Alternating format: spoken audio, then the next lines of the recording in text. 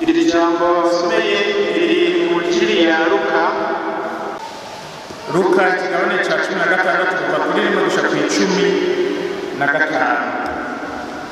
Naraje kumungana ko nicaye usanga nigishije nicaye n'ibyo nigishije byo babyica.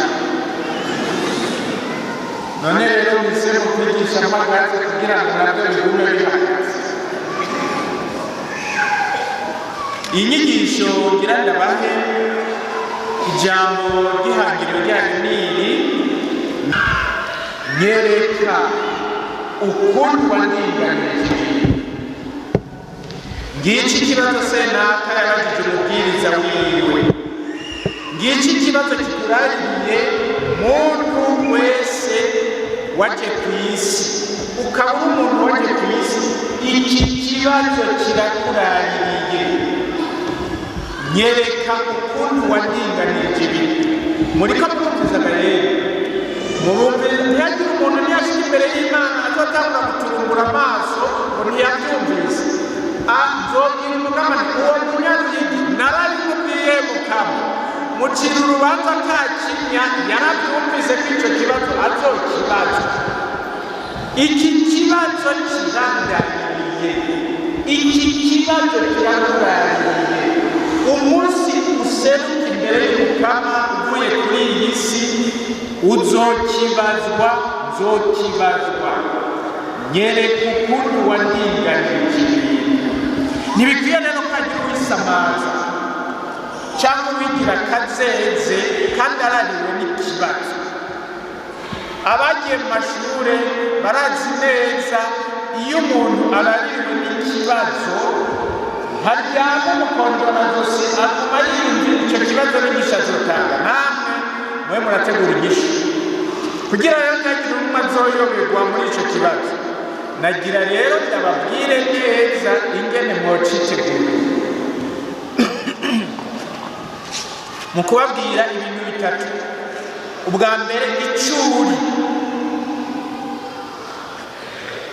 ubwa kabiri ubuhemu, ubwa gatatu umubwiriza. Icuri, ubuhemu, umubwiriza.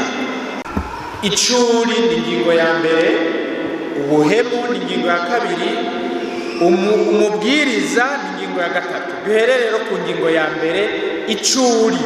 Mbega uri iki wewe ga wa muntu we? Yesu yongera kubwira abigishwa biwe ati habaye umuntu w'umutunzi yari afise umubwiriza, uwo rero baramumurega ko baramusesagurira ibintu. Shebuja rero aramuhamagaza. Muri iryo jambo Yesu Kristo yatanze umuco utuma tumenya ukuri kwerekeye Imana, kwerekeye umuntu n'ukwerekeye ibintu byose.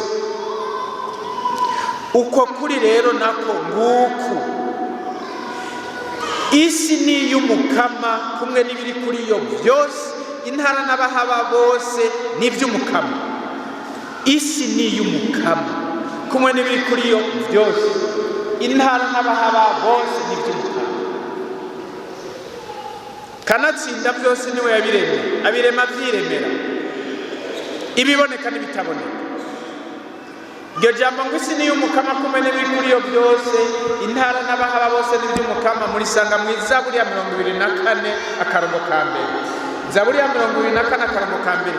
Isi ni iy'umukama kumwe n'ibiri kuri yo byose, intara n'abahaba bose n'iby'umukama, kuko niwe yabiremye, abirema byiremera. Nta muntu n'umwe yizanye ku isi. Muri mwebwe hari uwizanye ngaha kuziga yemwe?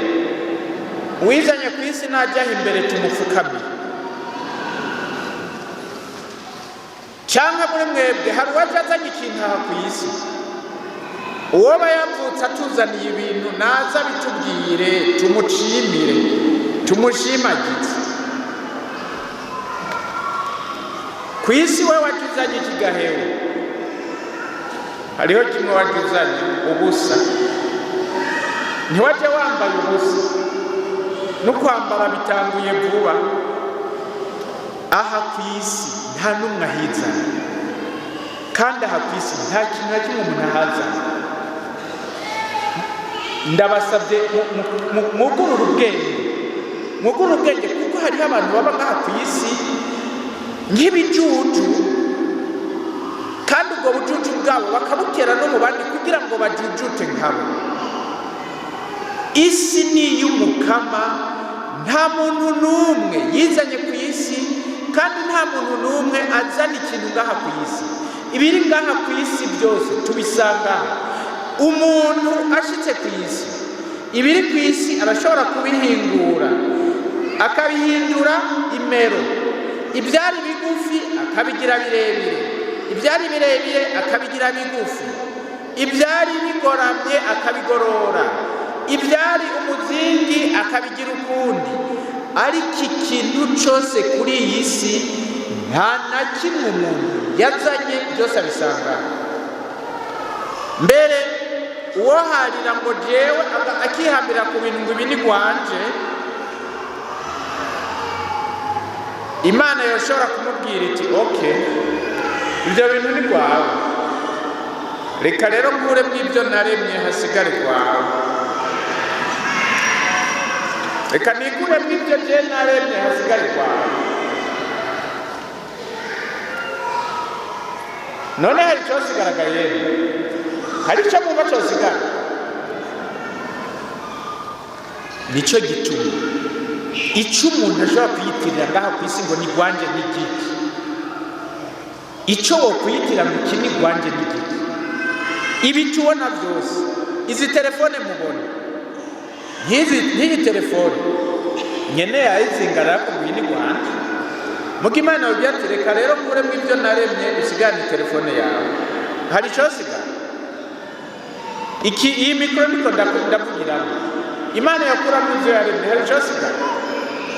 Iyi sengero uwabumvye amatafari yarayabumvye hanyuma arayagurisha, kandi akagurisha avuga ngo ni amatafari yanje.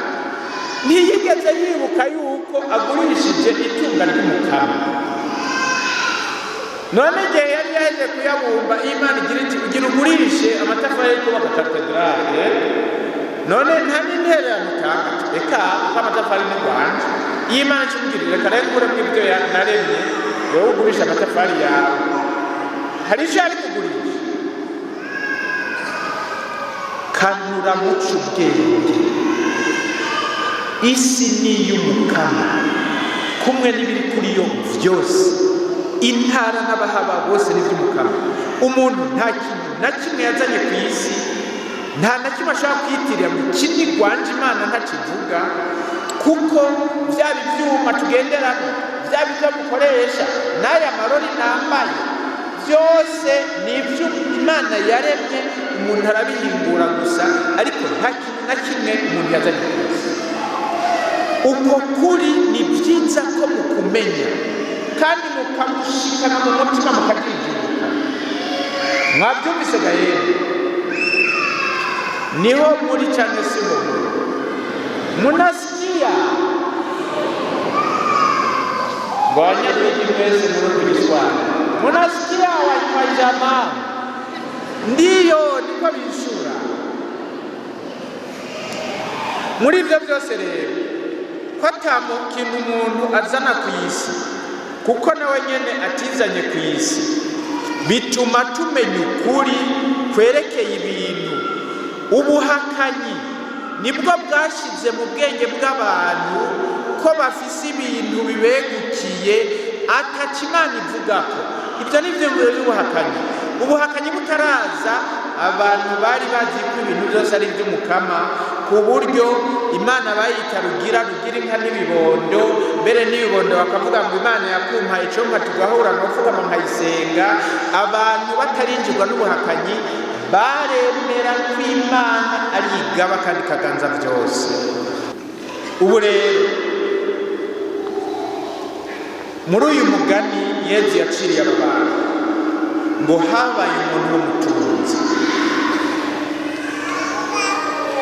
uyo mutunzi avugwa ngaha Yezu avuga se wiwe Imana data niyo nyene amatungo yose yo ku isi. Imana data niyo nyene ibintu byose, kandi ngo uyo mutunzi yari afise umubwiriza, none uyo mubwiriza ni indega yewe. Uyo mubwiriza ni umwe Imana yashatse igihe mu ntango y'irema yavuga ngo tugire umuntu tumwishushanye ko ase natwe, kandi agabe ifi zo mu kiyaga, inyoni zo mu kirere, ibitungwa, ibikoko byo mu ishyamba, be n'ubwoko bwose bw'inyogomba hasi. Amamuko ikigabane cya mbere akaruka 26. Tugire umuntu tumwishushanye ko ase natwe, agabe ifi zo mu kiyaga, inyoni zo mu kirere, ibikoko, inyamaswa n'ubwoko bwose bw'inyogomba hasi. Agabe umuntu, agabe. Nguyo rero umubwiriza Yezu avuga, n'umuntu Imana yaremye ngo agabe ibyo yiremeye. Umuntu yaremwe n'Imana, aremanwa agashusho k'Imana, agashusho k'iyo Mana, kandi ahabwa nayo ubukuru bwo kugaba no gutunganya ibintu by'Imana. Imana irema umuntu, irema ufite agashusho k'Imana, imurema n'umugabo n'umugore, iraheze ibabwira iti nimurondoke kandi mugwire mwuzure isi, muteko mugire gute, muteko biganza cyangwa muyigabe. Uko ni ku muntu yahawe iteka n'ibanga ry'ububwiriza, reka kubyita ubutumwa. Uko ni ku muntu yahawe ubutumwa bw'ububwiriza. Iri jambo ubwiriza, abazi igifaransa kandi ngo abanyagihugu mwese mwumva igifaransa mwese, uyu mubwiriza mu gifaransa byita gérant, le gérant. Iyo bavuze ngo umuntu n'umugera, ni ukuvuga ko bamuha ibintu, ibyo bintu uyo muntu akabwirizwa kubitunganya akurikije ibyo uwabimushinze ashaka. Uyo mubwiriza rero n'umuntu, uyo mubwiriza rero ni wewe wa muntu, ni jewe. Nguko ukuri kwerekeye ibintu n'umuntu, nguko ukuri kukwerekeye wa muntu. Ngiki cyuri wa muntu, uri umubwiriza, wahawe ubutumwa bw'ububwiriza, ufise ibanga ryo kuba umubwiriza mu bintu by'Imana, si ibintu by'iwawe. Uri umubwiriza mu by'Imana. Umubwiriza nawe ni utunganya ibintu mu ntumbero no ku rugero nyene ibintu ashaka.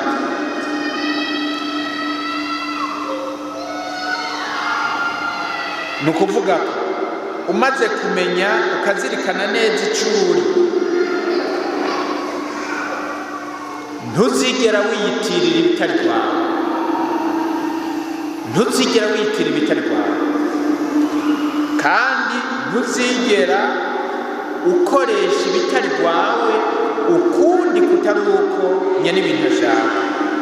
Isi ni iy'Umukama kumwe n'ibiri kuri yo byose, intara n'abahaba bose ni iby'Umukama.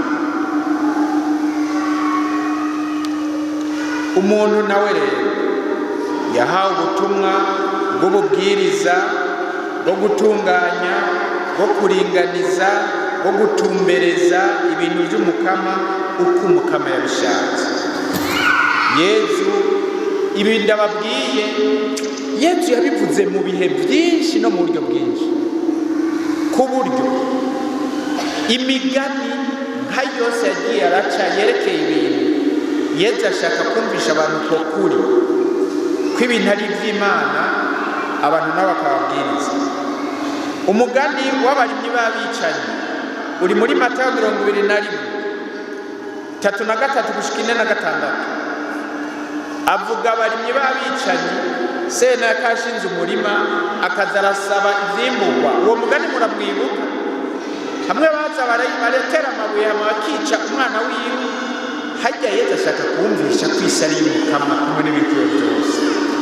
Umugani w'umutenahi utama ngo Senaka nyene umurima yaje kuraba wagasanga nta kiriko, wagaca bwira yashinze umurima ngo ico giti hamaze imyaka 3 nza kurondera ku cyamwa sinsange no n'ikirazira gice cono n'ubwatsi bwanje kubusa. Aho Yesu yashaka kumvisha ko isi ari y'Imana, abantu n'abakababwiriza b'ivyayo, amatungo yose akaba y'umukama. Umugani w'ugwamfu mu ngano, umugani w'ugwamfu mu ngano nico Yesu avuga. Abasuku baje kubaza Senaka, mbega muhana ntiwari wayivye imbuto nziza mu murima wawe, none ko harimo kugwamfu byagenze gute? Ushaka tuje ku rurando? Oya, reka bikurane dushikira igesa nzobabwira ingene mu bikora. Aho Yesu ashaka kumvisha isi ni y'umukama kumwe n'ibiri kuri yo byose. Umugani w'amatarenta nakusinagiye ndabwira iyo migana hiri niyumvira ko muhatse. Abarimyi b'abicanyi nababwiye aho biri. Umutenahi ni Luka 13 kuva kuri 6 gushika ku 9. Ugwamfu mu ngano ni Matayo 13 kuva ku 24 gushika ku 30. Umugani w'amatarenta Matayo 25 kuva ku 14 gushika ku 30. Ngose Senaka yahamagaye abasuku biwe abasigarana amatarenta itunga ryiwe. Umwe amaha amatarenta 5, uwundi amuha 2, uwundi amuhimwe. Uwo mugani ni muwuzi. Hanyuma yigira yifatira urugendo. Agarutse ngo ahamagara abasuku abaza umwe ingene yakoresheje ibintu vyiwe. Abaza umwe ingene yakoresheje ibintu vyiwe. Umugani w'abakozi mu mizani ni naryo hangiro ry'izi nyigisho. Umugani w'abakozi mu mizani ngo abakozi nyene nyimbizabibu yazindutse umutwenzi abajana mu zabibu wiwe. Saa 3 asubirayo, nimugenda namwe mu zabibu yanjye. Saa 6 asubirayo, nimugenda namwe mu zabibu yanjye. Saa 9 asubirayo, nimugenda namwe mu zabibu yanjye. Saa 11 asubirayo, nimugenda namwe mu zabibu yanjye. Ku mugoroba babwira umubwiriza ngo tora abakozi ubagerere umwe wese uhembe hereye ku banyuma umwe wese umuhe denari. K'ibintu ni gwiye. Mbere ngo abaje ubwa mbere babonye abanyuma baronse denari yo batanga kwishima karangwa, ariko turaza kuyaronka. Umugabo ni nyina baronka denari ngo bari yakira batonganye Senaka ngo aba baje bakoze isahimwe ubagereranya twebwe twishwe n'izuba n'inkuba. Ngo Senaka ca arababwira ngo ahamagara mbe mugenzi ndakurenganije, ntitwari twasezeranye denari imwe. Fata rero ibyawugenda, nije nashatse kugerera uyu waje ubwanyu nkuko nakugereye nawe. None simfise uburenganzira bwo gutanga bwo kugira ibyanje uko ndabishaka. Uko kuri mbere niko dusoma mu nyigisho ya Ekleziya yerekeye iby'amatungo n'imibano.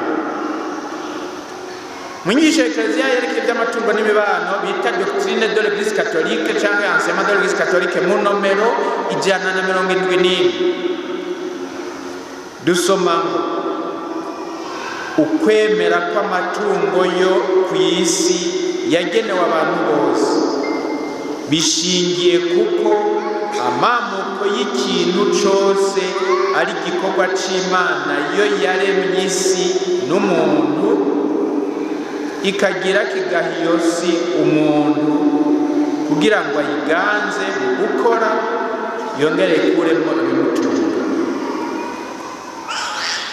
Ukwemera kw'amatungo yo ku isi yagenewe abantu bose bishingiye kuko amatungo y'ikintu, amamuko y'ikintu cyose ari igikorwa c'Imana. Mwabyumvise ga yemwe?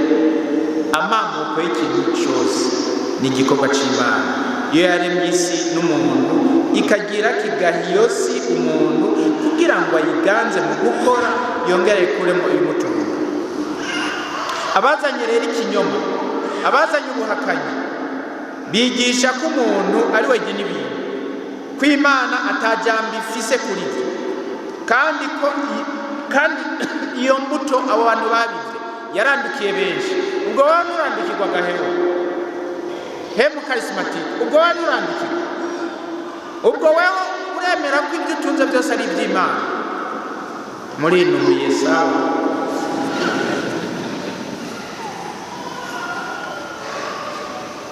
Iyo umuntu yemera yuko isi ari y'umukama kumwe n'ibiri kuri yo byose, bibonekera mu buryo bwo gutunganya no kuringaniza iby'amafaranga n'amatungo. Uburyo turinganiza iby'amafaranga n'amatungo nibyo bica bisebura atakubesha ko twemera ko isi ari y'umukama kumwe n'ibiri kuri yo byose. Icyo nicyo kivyerekana ingene dutunganya iby'amafaranga n'amatungo, nibyo bica bisebura ko tutarinjirwa n'ubuhakanyi, ko tutaranyegerwa n'icyo kinyoma. Utarandukirwa rero aguma azi kandi azirikana ko amafaranga, ibitungwa, amatungo amatongo n'andi matungo yose ari iby'umukama, nawe akamubera umubwiriza. Ngicyo icyambere ukwiye kumenya muvukanye, nguko ukuri kwa mbere ko kumenya icuri ngicyo. Munasikia uko kuri ukumenya, kandi maze kukumenya ukugende. Ingingo ya kabiri, ubuhemu. Uwo mubwiriza rero baramumurega ko ngo aramusesagurira ibintu. Shebuja rero aramuhamagaza amubaza ati, mbega ibyo ndakumva ko ni biki? Nyereka ukuntu wandinganirije ibintu, kuko kuva uyu munsi utagisubira gutegeka mu byanje.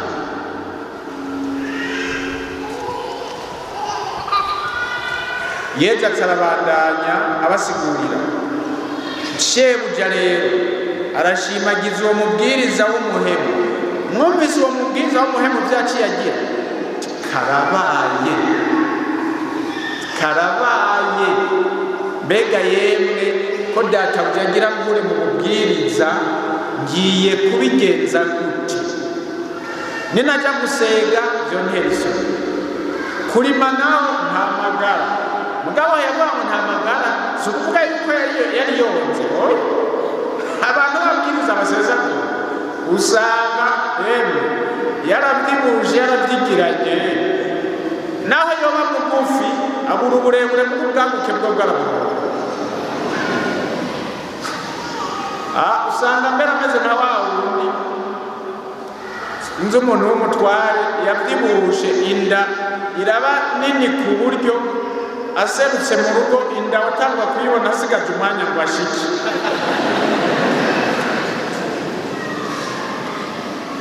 Bamubwiye bati, reka noneho byabuze, urabona iyo nda yawe ko isigaye ingana? Ngo birabereye ko ubutegetsi bwegera abanyagihugu.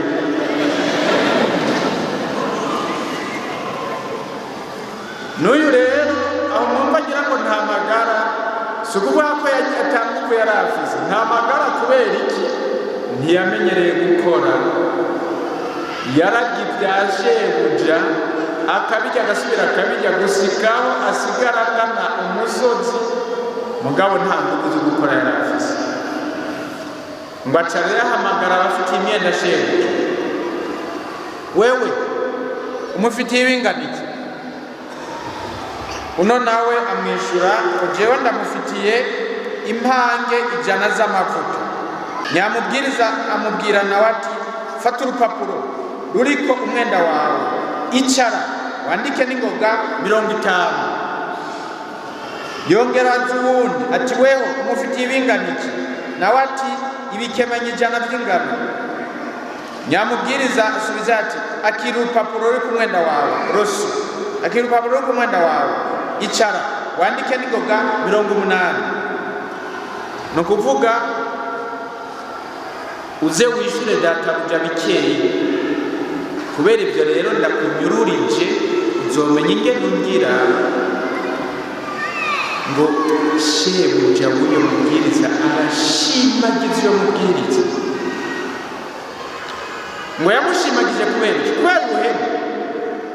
yamushimagije kuba ari umuhemu. hariho ijambo bakoresheje sinzi ko mwaritegereye, ngo shebuja arashimagiza uwo mubwiriza w'umuhemu kubera yakoranye iki? yakoranye iki?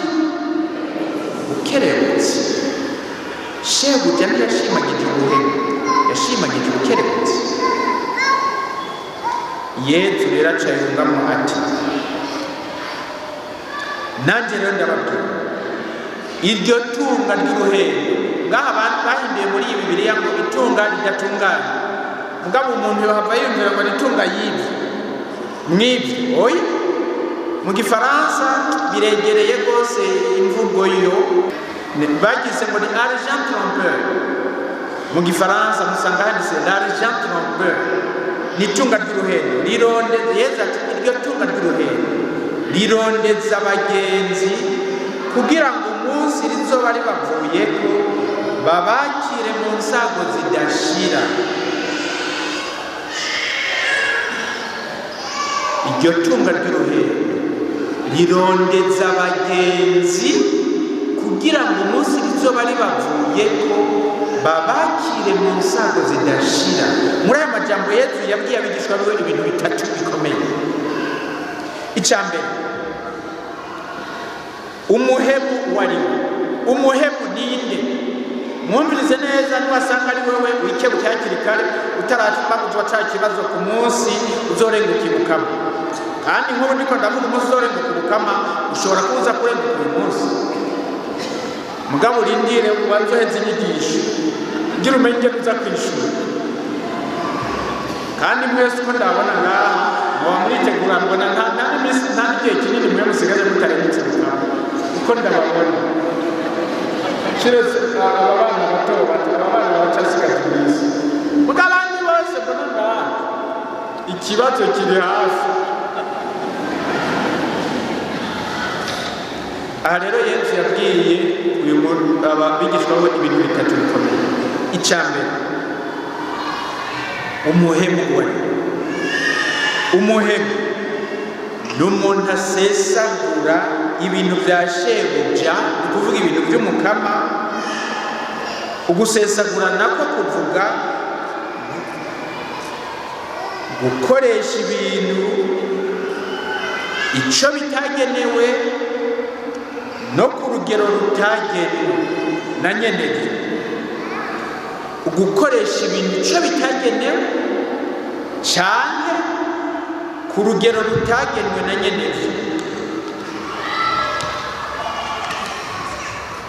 umuhemu n'uyu ibintu arabikatisha akabikoresha icyo bitagenewe kandi ku rugero rutagenewe,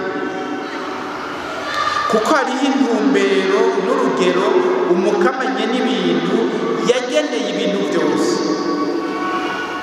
uyo wese rero abikoresha icyo bitagenewe no ku rugero rutagenewe abahemukiye nyene ibintu ari we mukama.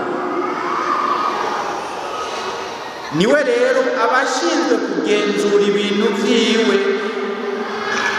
ingene bikoreshwa, baja kurega kwa senaka ngo uwo rero baramumuregako ngo abo bamuregze ni bande? ndagufinze. imana irafise abamarayika bacungera neza ingene ibintu vyayo bikoresha.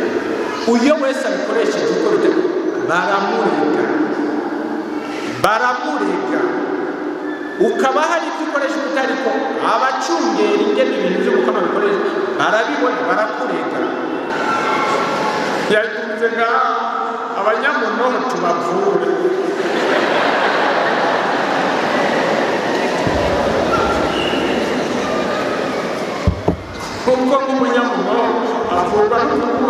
bintu kandi ntiyagira hano cyane hariho abagabo bakize umurongo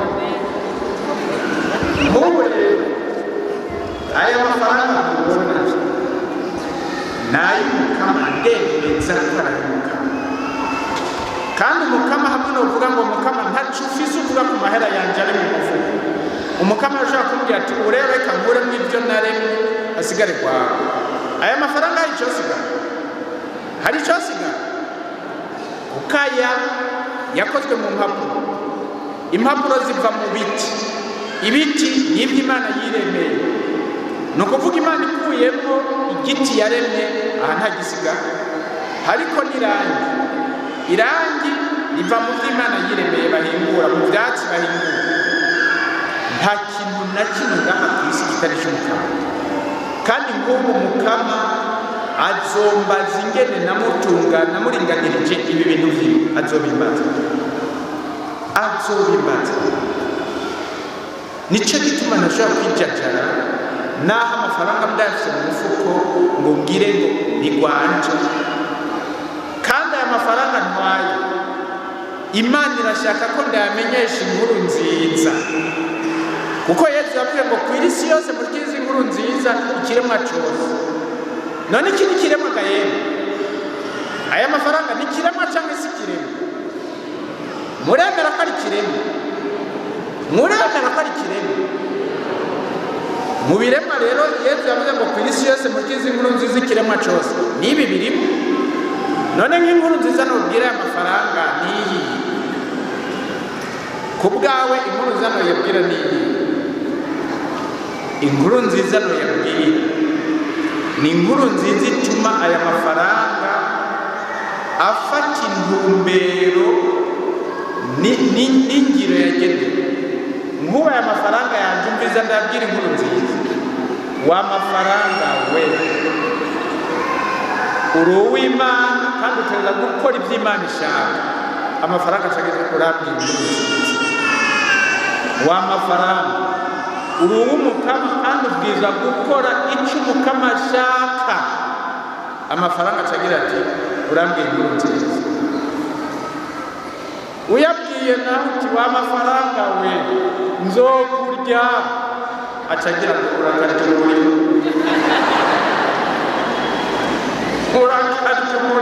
iyo ni inkuru nziza ngiyi ku isi yose mushikiriza inkuru nziza ikiremwa cyose kirakeneye inkuru nziza mbere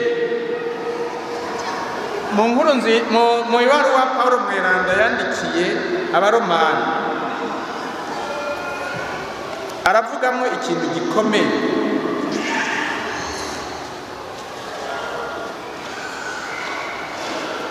nashaka kubasomera kugira mwumve ingene dufise ibanga rikomeye n'ubutumwa bukomeye aha ku isi erega ndi mu kigabane cy'umunani akarongo ka 19 erega ibiremwa byose birarindiranye igishika cyinshi igihe Imana izokwerekanira abana bayo erega ibiremwa byose mwumvise ko ari ibiremwa byose birarindiranye igishika cyinshi igihe Imana izokwerekanira abana bayo ibi biremwa mfise mu minwe birarindiranye igishika cyinshi kubona ingene jewe nigenza n'umwana w'Imana birarindiranye igishika cyinshi ingene Imana yerekana ko ndi umwana wawe ibi biremwa birarindiranye igishika cyinshi igihe rero aya mafaranga ndakoresha ukundi ngapfinda nkajyana mu bitari byo amafaranga aguma yiganyira ngo mbega abana b'Imana batazatera mbega abana b'Imana tuzobabona ryari ko tuguma tubona indyarya n'ibikegesi n'imfyisi n'imbwebwe gusa ibiremwa byose birarindiranye igishika igihe Imana izokwerekanira abana bayo nicyo gituma muri ibi turiko turavuga ntimugire ngo ni ibintu bisanzwe n'ukuri gushitse ubuhemu rero murumvise ubwo ari bwo icya mbere rero Yesu yashatse kubwira abigishwa n'icyo umuhemu mwumvise uwo ari we umuhemu mwumvise uwo ari we n'uwafata ibintu by'Imana akabikoresha uko bitagenewe, icyo bitagenewe cyangwa ku rugero rutagenewe. Iby'Imana yaremye byose birafise intumbero Imana yashatse kubiha ingiro. Imana yashaka ko bikoreshwa, icyo Imana ishaka ko bikora n'urugero. Icya kabiri Yesu avuze muri iri jambo ni itunga ryo ku isi n'uruhendo. Itunga ryo ku isi n'uruhendo. Ndacari mu ngingo ya kabiri, ni muri kwitiranya. Ndacari mu ngingo ya kabiri yerekeye ubuhemu. Ubwa mbere umuhemu wariwe, ubwa kabiri itunga ryo ku isi n'uruhendo. Iryo tunga ry'uruhendo rirondeza abagenzi kugira ngo umunsi igihe bapfuye ko bazobakire mu nsago zidashira. Amafaranga n'andi matungo yose Yesu yita itunga ry'uruhendo. Kubera iki Yesu yita itunga ry'uruhendo? Kuko bihinda bihera, hama hariho iminsi iryo tunga rituvako bikadusiga cyangwa twe tukarisiga. Kuko iby'isi utabisize byo biragusiga, bitagusize wowe urabisiga.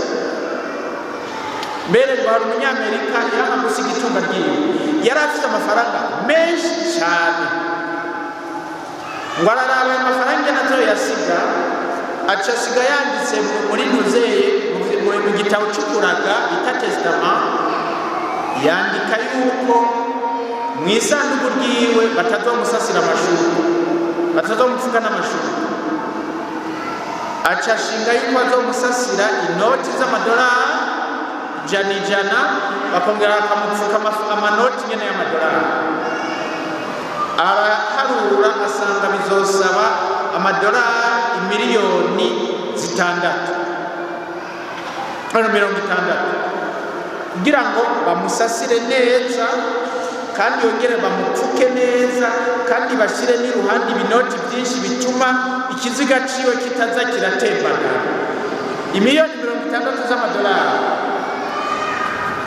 Murazi ko byagenze umusashira ingene umuhungu wiwe araraba muri testament, ararabye yanditse aho kuzaguzana ayo mafaranga kugira ngo azanazire amanoti ayasase yongere yamupfuke, aca aragenda aragura amashuka meza kurema kandi y'agaciro, aramusasira neza yongera amupfuka neza. Aca igitabo cya sheke yandika isheke y'imiliyoni 60 z'amadolari, aca ashira mu isanduku ngo niwashika hariya uraja kuyarotira.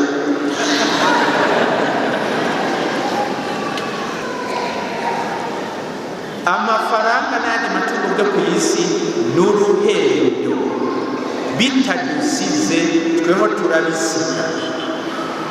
Kubwa Yesu rero itunga ry'ukuri atari uruhendo niritigera rituvako.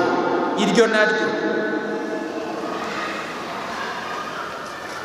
niryamaho, ni itunga ry'umutima rizotuma dushikira ijuru, ari naryo Yesu yita insago zidashira.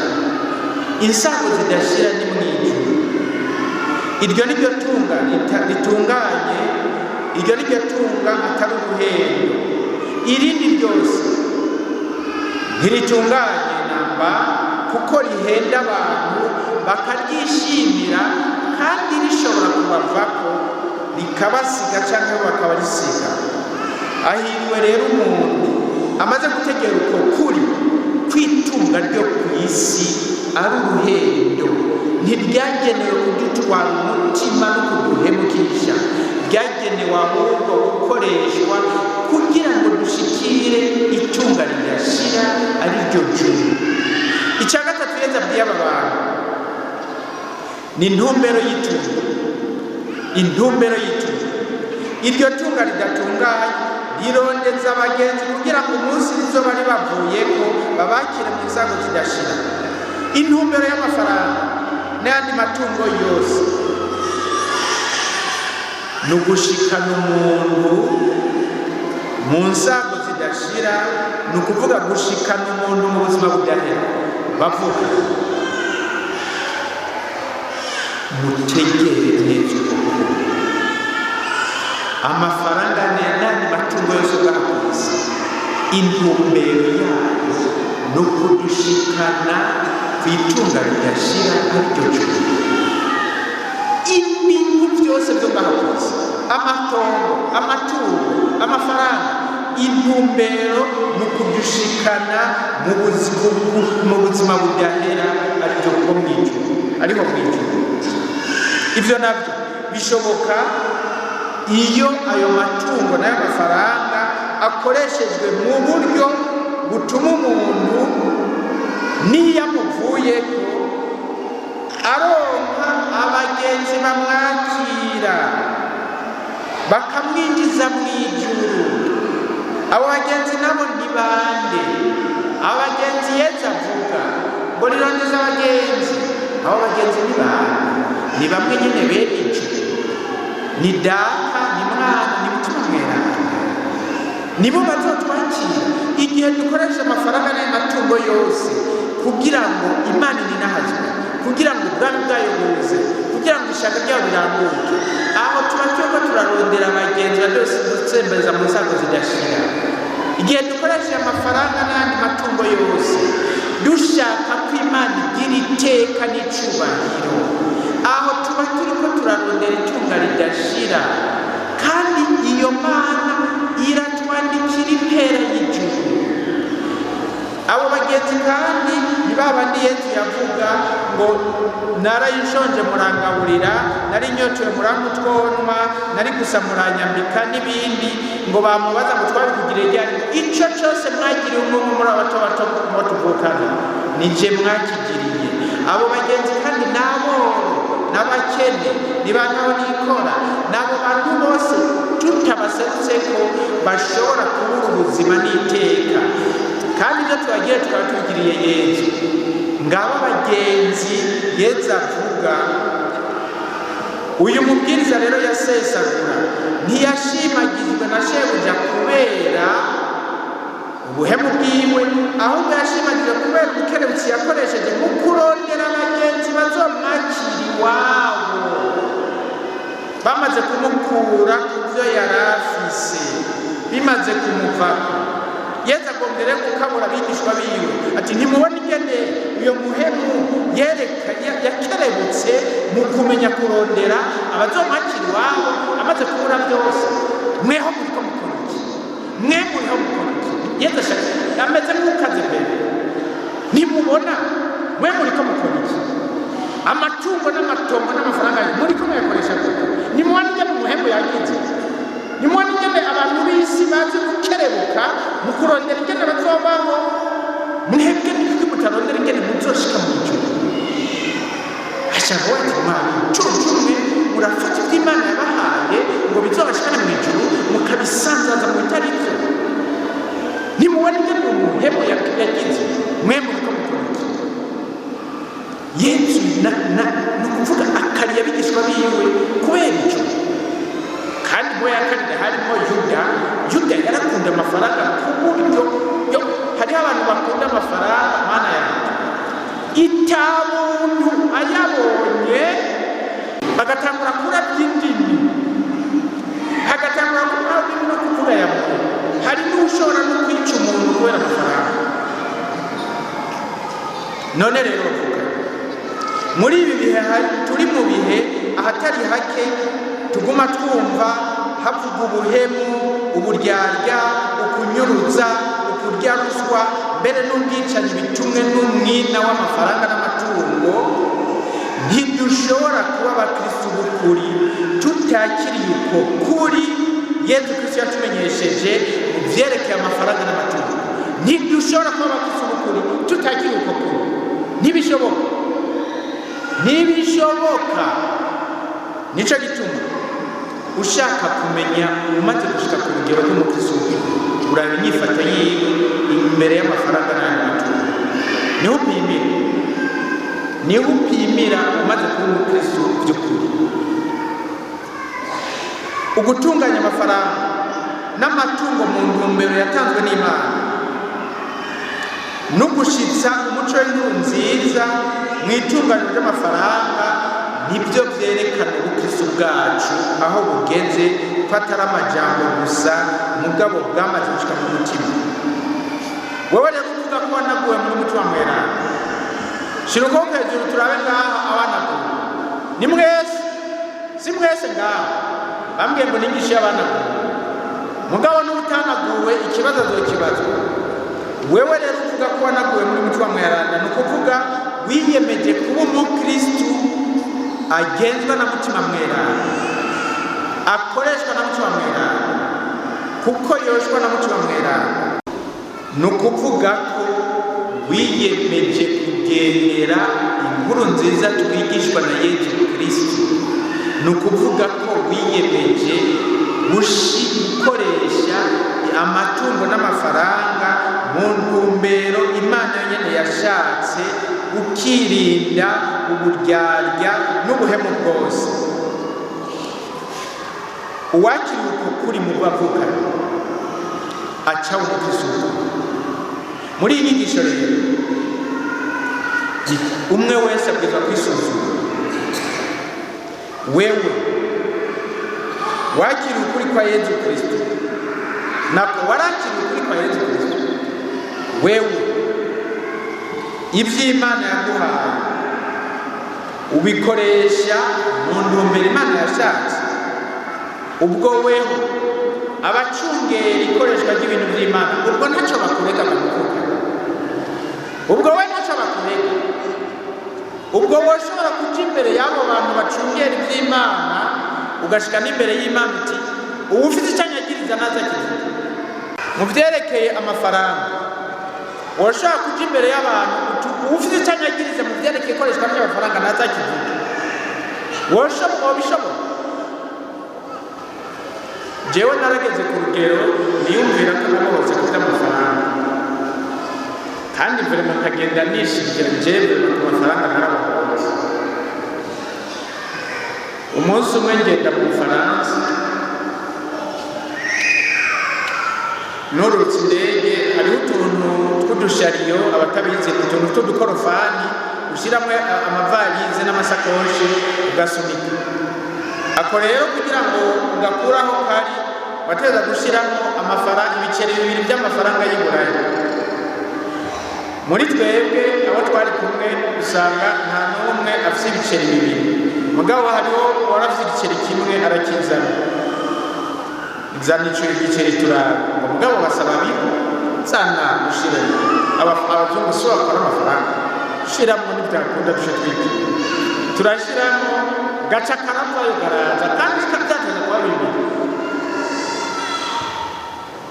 Ndasunika ndashira mukuramo amasakoshi, ndurira mu modoka ndagenda ndashika niyo nati nshitsaho nati mutima mweranda naca ngo wahora wihenda ngo waraboze ku mahera. Noneho biri bukeje kuri Gisumu wibye Ubufaransa ifaranga. None ni ifaranga kubera iki washizemo ifaranga nimwe batari gushira nawe. None wabohotse gute kandi Gisumu? Ndabura ndamama narutse ngiye kwirega. Ndagenda nabwira umupatiri ntigenje kwirega kuko nibye igihugu cyane, kandi natwe nza kwirega ku Mufaransa kuko nibye igihugu cyane. Nje kwirega kuko nibye iki gihugu cyane. Naciye ifaranga ndamubwira uko byagenze. Kuri we byari ibintu bito, mugabo kuri jewe byari bito, kuko nafashe ingingo yuko ntigera ndyoza agatima amanuzi kanje kubera suye ma conscience avec l'argent. Narabiranye mugabo umutima aranyereka ko niyewe ntaraje. Uwo mupatiri yayifashe n'ibintu bito rwose, nta n'impongano yampaye, mugabo jewe nca ndimpongano ntegezwa kwishura. Muri Bibiliya rero mu kigabane ca 5 c'igitabo c'Abenerevi baravuga iyo umuntu yibye ingene yishura, ngo uwibye ikintu azogisubiza ageretse ko ica 5. ndavuga nti icya gatanu rero c'igiceri ero ni amayero 5 mu mahera nari mfite ndashyira inoti y'atanu ahantu iyi ni impongano nzoya hamwe kuko sinshobora gushikira leta y'Ubufaransa. Umukene wa mbere muri rya basega kwibarabara tuzohura niwe nzoca ndagenda. Ndagenda rero ndiko ndagenda mwibarabara nza mbona umuntu yicaye ariko arasenga, nca ndakora mu ikotomoni nguramo ya noti y'atanu ndamu acarandaba kuko abandi bazungu bamuha udusenge udukuta abona agenda muhaye inoti kandi n'umwirabura arandaba aratangara rwose. Abazungu bamutumeya udusenge bamuhaye inoti yego genda muhaye inoti ku gatima ntiyiwa nzigende n'igisumu niwari kuri kubatangara.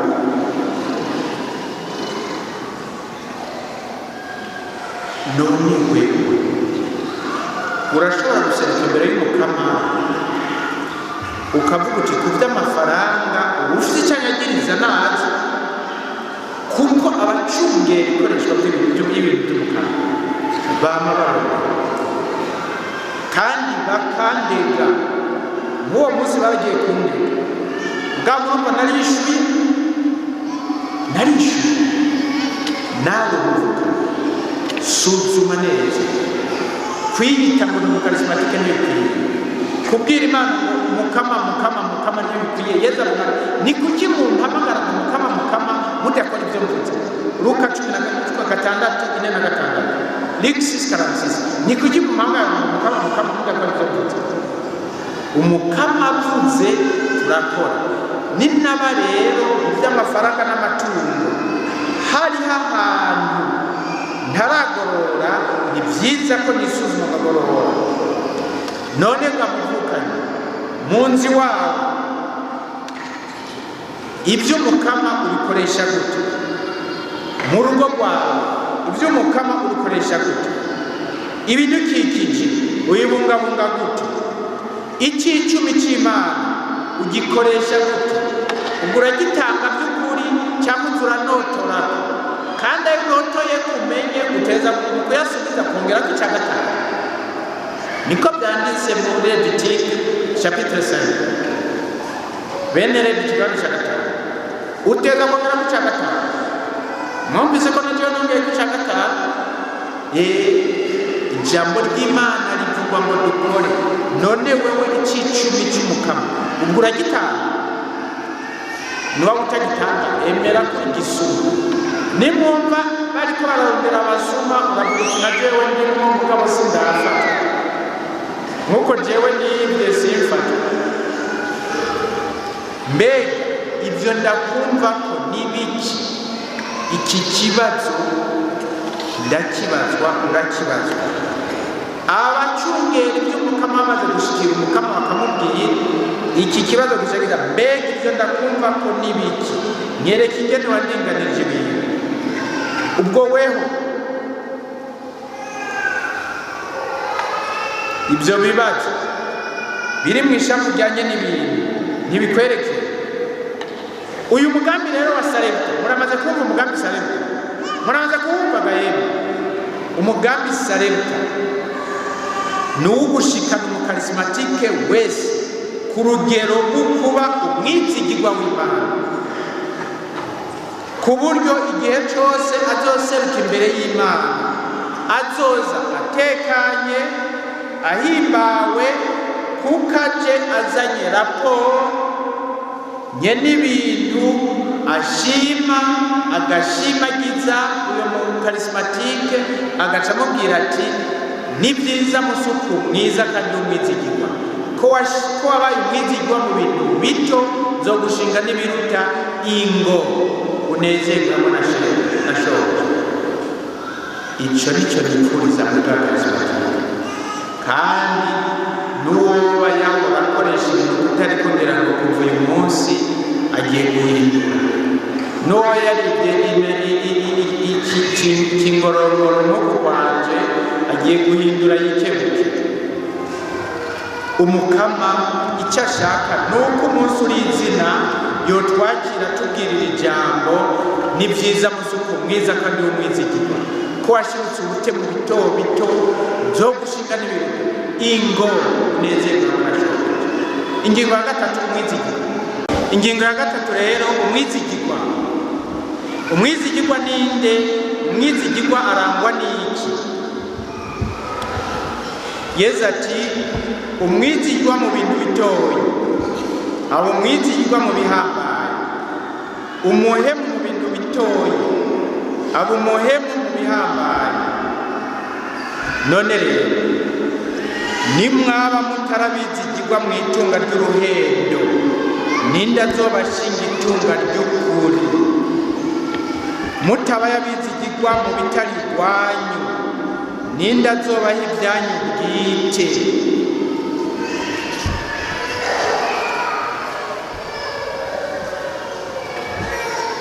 Ku bwa Yesu Kristo, urupimo rudahenda ko kumenya ko umuntu ari umwizigirwa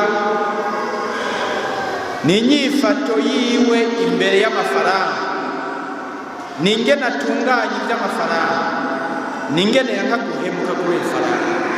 Ku bwa Yesu umwizigirwa byerekana umuntu w'umwizigirwa n'iki?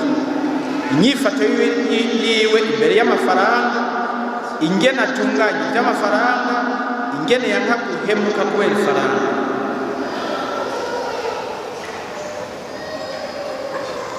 Kandi ku bwa Yesu Kristo amafaranga ni ikintu gito.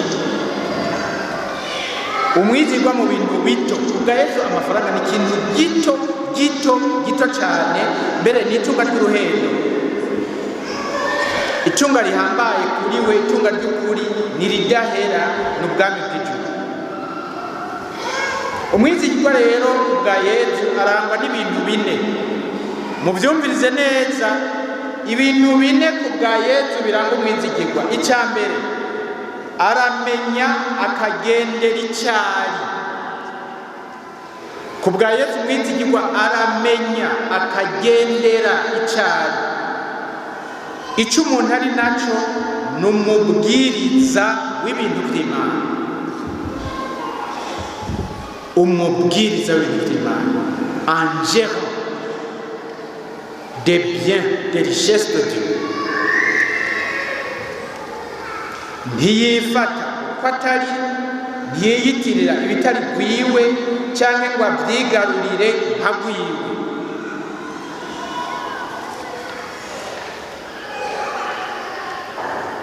Umuntu yiyitiriye ibitari gwiwe akifata uko atari,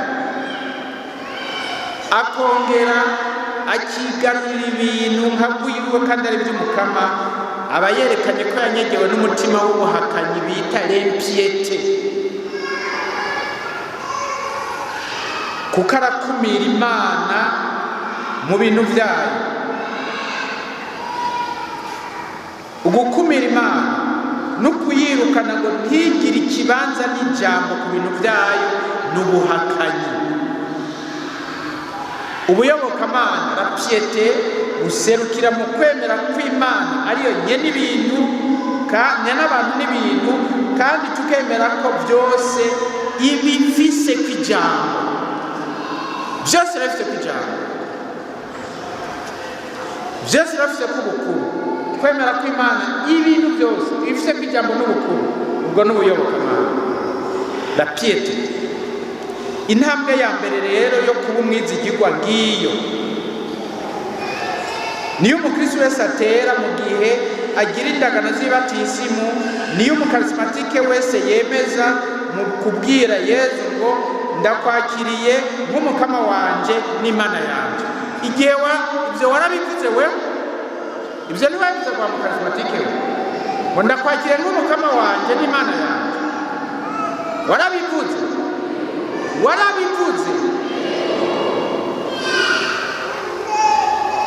ni warayivuze ngo ndakwakiriye nk'umukama wanje n'Imana yanje, wemeje ko umukama wewe ko ari umukama wawe n'Imana yawe, wewe utarinye n'ibintu. Uri iki wewe? uri iki gaba mukarismatike? uri umubwiriza mu bintu by'Imana. Niho wumva waba agira ngo njyewe ndi umubwiriza w'Imana. Imana ntibwiriza uregamuke, uri umubwiriza mu bintu by'Imana. Icya kabiri kiranga umwizigirwa, aramenya amahera icyo ari cyo n'intumbero yagenewe.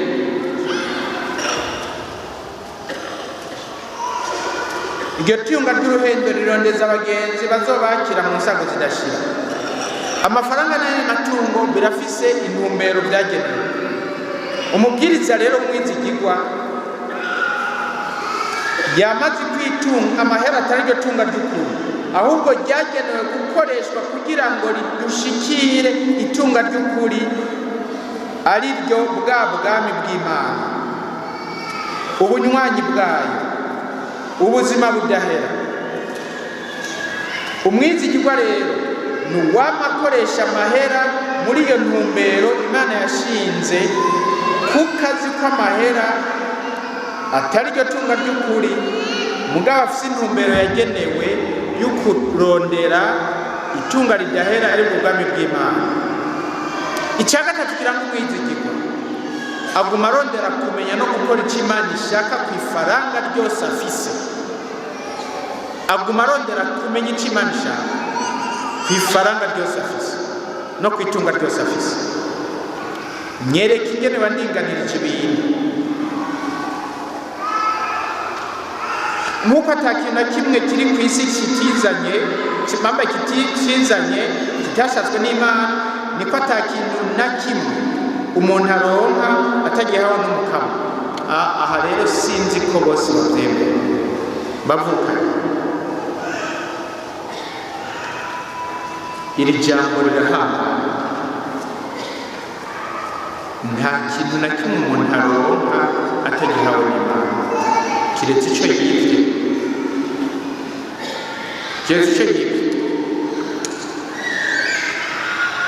Nk'ubu usanze amahera ajya mu ibarabara ukayatora, hari abashagira ngo Imana irampaye, uragahabwa. Iguhaye gute? Iguhaye ubundi yataye, kandi yataye hari n'ahari atari, cyangwa hari umwana ataja kwa muganga, cyangwa ataronka ikaramu ryo ku ishuri. Ayo mahera ukaza kuyashyira patiri mukuru, hariho umuntu yataye amahera murayatangaza kuba Imana mu isengero. Kandi muri icyo gitabo cya bene Levi nababwiye, haranditse igihano cy'umuntu wese atora ikintu ntagisubize. Ngo umuntu niyatora ikintu cyatakaye ntagisubize, azotegeza kuja gutanga intungane. Yongeye ku cya gatatu, hari abantu batora amafaranga ngo Imana irampaye, iraguhaye, bagaca bakarisha amenyo ngo ndakurya umuriro.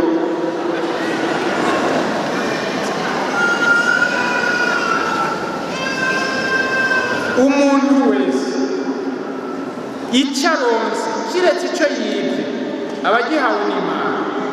Yohani Batista yaravyemeje igihe yabwira abigishwa be ngo ntaco umuntu yokwiha atagihawe kiva mu ijuru. Nawe rero icyo uronse cyose mu nzira zitunganye uba ugihawe n'Imana, kandi iyo Mana ikiguhaye irafise intumbero ya kidete, irayifise. Ndabaha akarorero. Jewe muri ibyo bihugu bya Buraya hari igihugu nagiyemo cyitwa Autriche.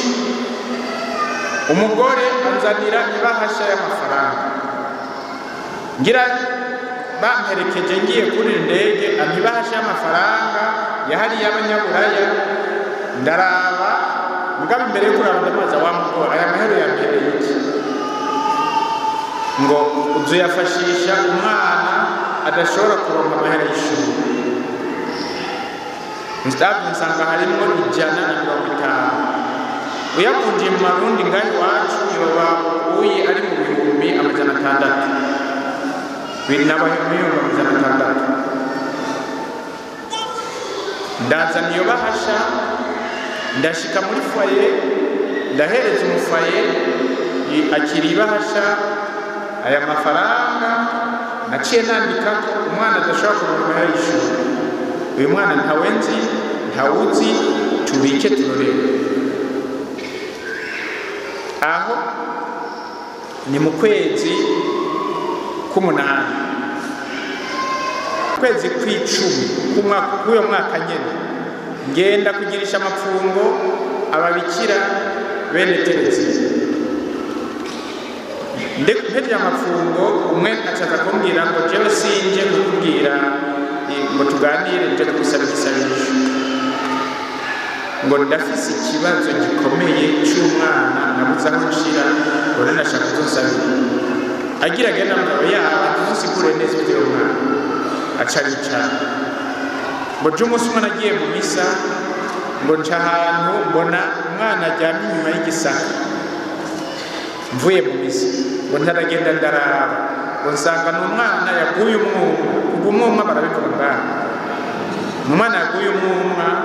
Ngo hanyuma ndabwira abantu baramuterura, ndamujyana mu mubano wacu, turamurabuza agasukari arakomera. Hanyuma mbajije nsanga n'umwana yavutse ari ishushu, hanyuma nyina amujyanye nk'umuzanano baramwirukana.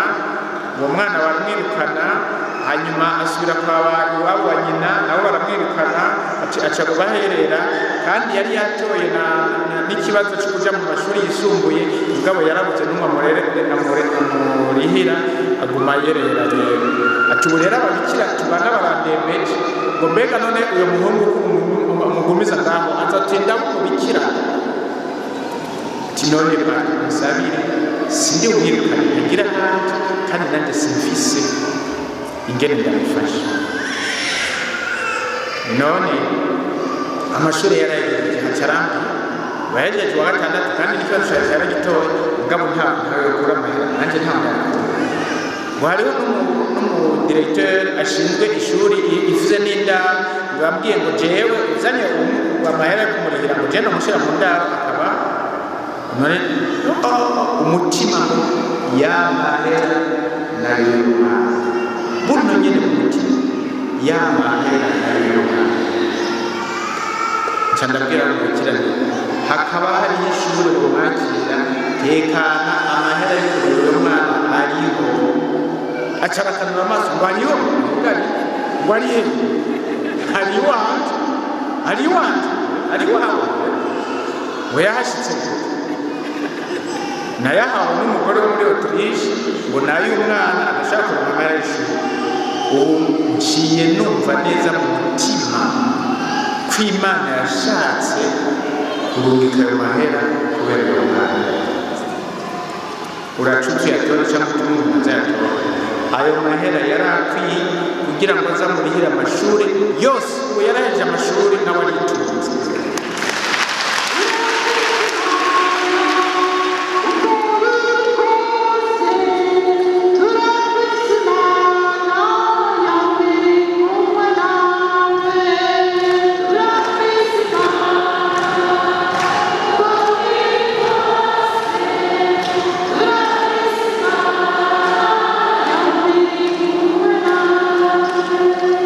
Uyo munsi ntababishi naratangariye Imana, ndabona ubuvyeyi bwayo, kubona Imana itegekaniriza umwana ari mu Gisaka mu Kirundo, ikamutegurira amahera akazoza ava mu gihugu kiri ku birometero 6,000 uvuye ngaho.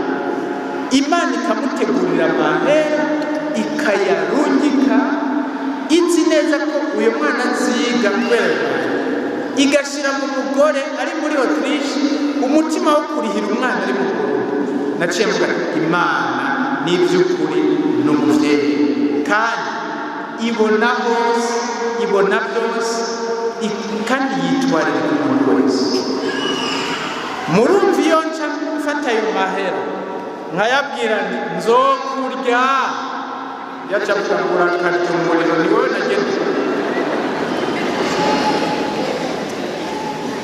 Hariho abaronka amahera bagaca bavuga ngo nzokurya, banzumaze amahera ifaranga ryose riza rifise ic'Imana yariteguye. Ifaranga ryose ico turonka cose tuba tugihawe n'Imana, kandi Imana irafise ico yariteguye. Ukuba umwizigirwa rero, ica mbere muracumvise, nako ica kabiri muracumvise, ica gatatu, umwizigirwa aguma arondera kumenya no gukora ico Imana ishaka kw'ifaranga ryose. Nk'ubwo jewe naranezerewe kubona ingene ayo mafaranga Imana yarayageneye umwana. Ico umuntu rero atangiye amahera kirahambaye rwose, bacita l'intention du donateur, kuko Imana iba igifitiye umugambi, kandi uwo mugambi Imana iba ishaka kuranguka, igacisha rero ibintu byayo kuri twebwe abantu. Hari iyindi ntahe nabashingira yerekeye amafaranga Imana yancishijeko jewe nkagira ngo ni rwanje. Mu 2005 muri icyo gihugu nyene nari mfise abagenzi, umugabo umwe, umugore we arashengera ahitanywe n'izi ndwara z'ubu bita kanseri. Kubera ingene twakundana n'urwo rugo, uyo mugore asigaye yanditse muri testama yiwe ngo jewe sinkeneye ko banzanira amashurwe ku munsi ku mva yiwanje, ngo abo bose bozanye amashurwe ngo barayegeranya amahera ngo barungikire umupatiri kana amande wo mu Burundi. Asiga byanditse. Igihe rero yashengera, umugabo we arandikira ikete ryo kumbikira, aca yongerako ngo kandi umugore wanje yasize yanditse ko adashaka amashurwe, abotanze amashurwe bose bazotanga amahera akarungikirwa wewe. Nashaka rero mbwire konte noyashirako, kuko amahera ubu barayazanye, aca mbwira nuko angana 5,000 vy'amahera y'abanyaburaya, 5,000 euros mu mafaranga y'amarundi. Uyo bari imiliyoni ngira ngo nka 20,000.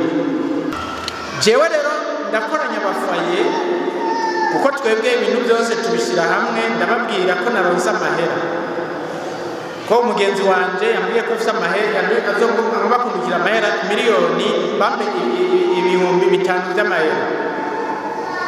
Nza mbona abafaye 3 basimbiye hejuru rimwe batamba, nironkeye amahera none muratamba.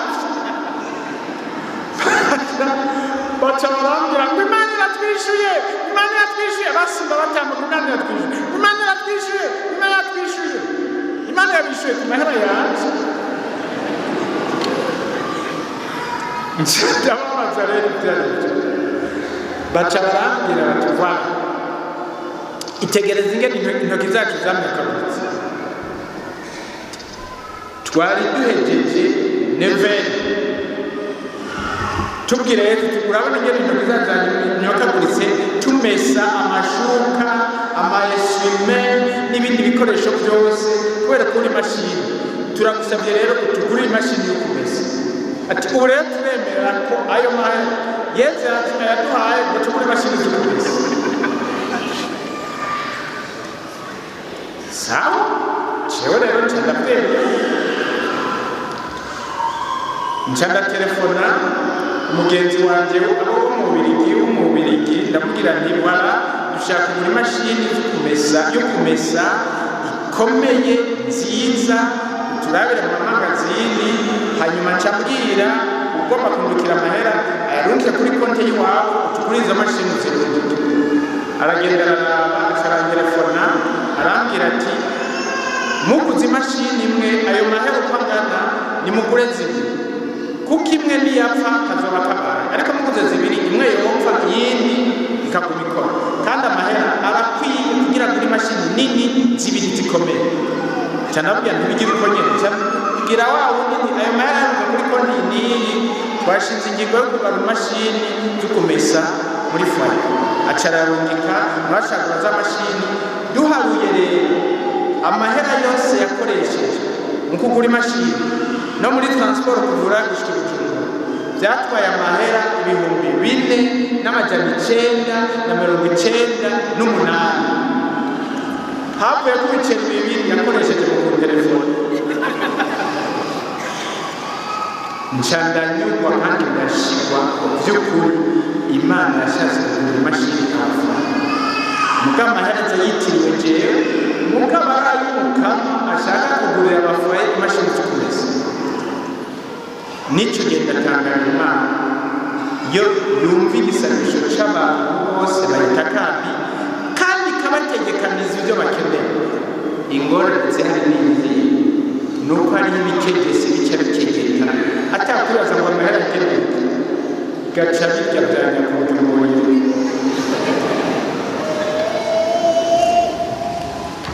none rero muvuga uronsa amafaranga iminsi yose iyumvire icyo umukama ashatse kuyakoresha uyakoreshe icyo yagenewe nacyo ukibwirwa n'umukama cyangwa kuko hari ibyo umukama avuga mu ijambo ryiwe y'iciro 10 asaba hari ibyo ubwirwa n'abakeneye ayo mafaranga akakubwira ubukene afise hari n'ibyo ubwirwa n'abatanze ayo mafaranga les donateurs cyangwa ukabwirwa n'abasabye umukama ikintu bati twe tumaze iminsi dusaba iki n'iki nk'uko jewe nasanze bamaze iminsi bisabira imashini zo kumesa ni byiza rero gukoresha ikintu cyose cy'ifaranga n'itungo icyo cyagenewe icya kane kiranga umwizigiro aranga guhemuka kubera ifaranga umwizigiro aranga guhemuka kubera ifaranga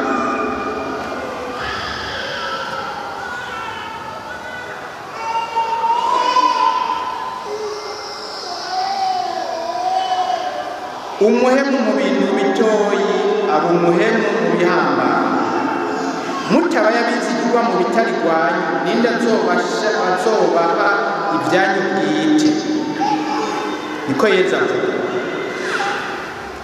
bavuga ukwimenyereza ukwihata nibyo bidushikana ku rugero rwo kuba bizigirwa ingeso nziza nta numa zivukana ingeso nziza ntizivukana les vertus personne ne naît avec la vertu nta uvukana ingeso nziza twese tuvukana impengamiro y'igicumbi ingeso nziza tuzishikanwako n'indero nziza duhabwa n'ukwihata twebwe nyene kugira ngo tuba abantu b'ingeso nziza ubudahemuka rero nabwo nuko n'ingeso nziza dushikako twemeye kwigurwanya no gutsinda agatima k'uguhemuka duhereye ku bintu bito bito ushaka kwama guhemuka uhera ku bintu bito bito mu bintu bihemukisha abantu rero cyane harimo amahera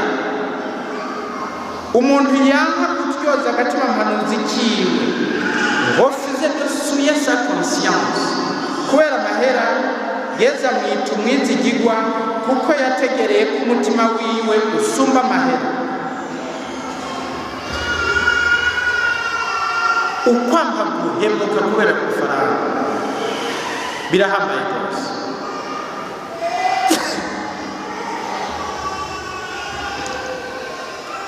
umunsi umwe nari mu Budage ngomba gufata indege ijya mu Bubiligi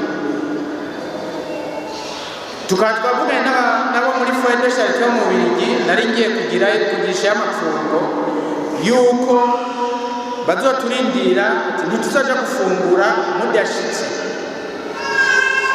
indege twayuga saa 4 tugateza gushika muri Bruxelles saa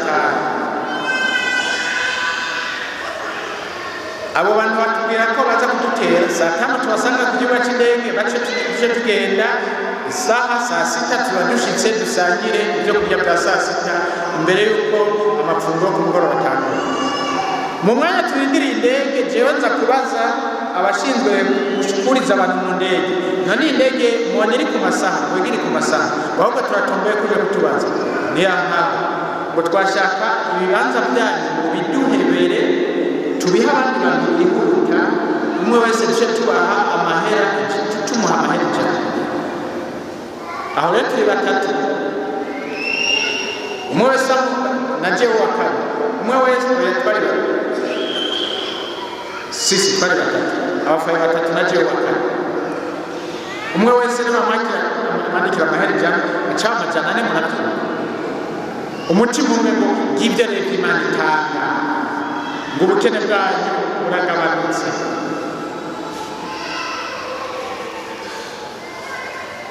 Uwundi mutima ngo ibyo Imana itanga kandi mwasezeranye ko muja babarindira igihugu cy'indege. Uwundi mutima ngo ubukene ufise ntubona, kandi icyo gihe ngiye ku mufuko nari mfise amahera 20 gusa, ubwo tunafaranga 20, Imana iguhaye amajana Imana iguhaye amajana 3, none niwo yakira ugahera ubukene. Uwundi mutima ngo none kubara ubukene ucuyemo, uwundi mutima ngo none ngo nimwamutarika ku isaha ararindira mujye n'iyindi ndege iza kuza. Uwundi mutima ngo umugabo mwarasezeranye ko badafungura mu mushizi, none ucubahirukira kubera amafaranga. Umutima aho rero n'imitima iburana murabyumva, nca ndumva yuko vrema bidakwiye namba ko twohemuka kubera amahera. Nca mbwira uwo muzungu twebwe twaje ngaha turondera amafaranga, twaje turondera indege itwara. Aca arakanguka arandaba, kuba n'uwo mwirabure yampa amahera ngwe murayanze rero, kuko ndayanze kuko jewe sinaje ndondera amahera gusa muraza kubaza abantu. Mu mutima haraza akanyamuneza ushobora kubabwira, kuko nanse guhemuka kubera amahera. Naranezerewe ngumana ubukene, narafise uduhera 20 gusa. Imana mu kunshungusha mpegeye kugirisha amafunguro, abo bantu baca bampa amahera 600 kugira Imana inyereke ko iciye ingwiriza kabiri kuyo nari kuronka mpemutse. Kwimenyereza kwama guhemuka kubera ifaranga, turetse ko bituma tugira amahoro, birazana imigisha y'Imana, kuko uwo wese yanse guhemukira Imana ikimuha umugisha. Yesu niwe avuga ngo uwunkorera data azamutera iteka. Igituma abantu benshi bagumana ubukene n'ubutindi imbere akenshi biva ku guhemuka, kuko batemera ko Imana ari umubyeyi ibatekana ibyo bakeneye, bagaca mu nzira zose, mu buhemu bwose, mu buryarya bwose, mu bugito bwose, kugira ngo bigwane ku birondere bibatunga. Imana nayo ikayishakuza, ntiheza ngo ibamuhezagire n'umugisha. Ariko we wanga guhemuka kubera ifaranga, kubera amatungo n'amagoro, Imana izoguhezagira, izoguha amahoro, iguhane n'umugisha. Ngicyo rero bavukanye, icyo dushaka ko abakarismatike bose bageraho. Abambere rero babwirizwa kuba abizigirwa n'abakarismatike. Erega bavukanye, hari ikintu nashaka kubabwira jewe kimbabaza rwose. Mbere n'abatwara iki gihugu umunsi bampamagara kubigisha, perezida n'abandi bakorana, narakibabwira muguma muvuga mu gihugu cyacu kirakenye. Igihugu cyacu ntigikenye ibintu, gikenya bizigirwa. Iki gihugu ntigikenye ibintu, gikenya bizigirwa. Tworonka abatware n'ababafasha babizigirwa, iki gihugu cotunga kigatera imbere kigasumba n'ibyabura. Mugabo turakenya bizigirwa. Ibyo bintu navuze narabesha cyane n'ibyo, iki gihugu ntigikenye ibintu, gikenya bizigirwa. Ibintu Imana yarabitanze, kuko Imana yirundi cyangwa y'Imana iratanga ibikenewe byose, ibyo abantu bakeneye byose bigaca biribwa n'abahemu n'ababigenewe ntibabironke,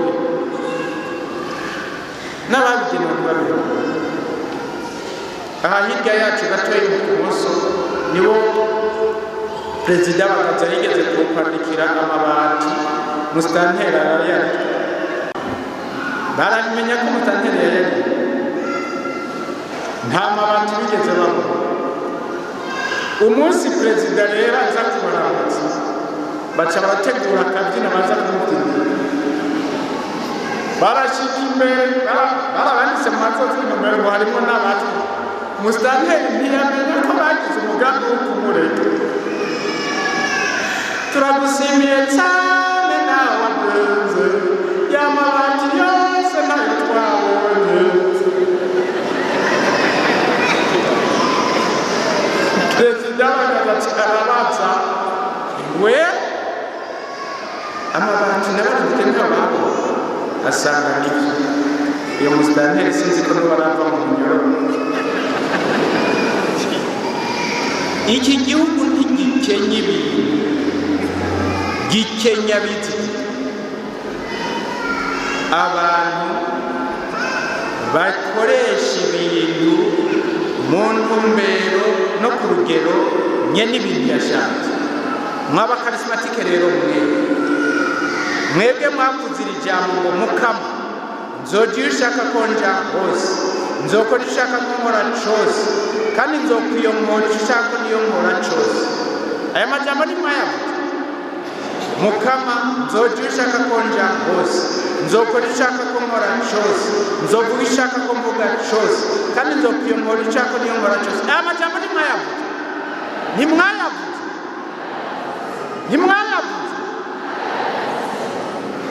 Ni mwebwe rero bantu Imana yiteze ko muba bizigirwa muri iki gihugu ibintu bikazohinduka, kandi ahari umwizigirwa ibintu birahinduka, ahari umwizigirwa ibintu birahinduka, ahari umwizigirwa ibintu birahinduka.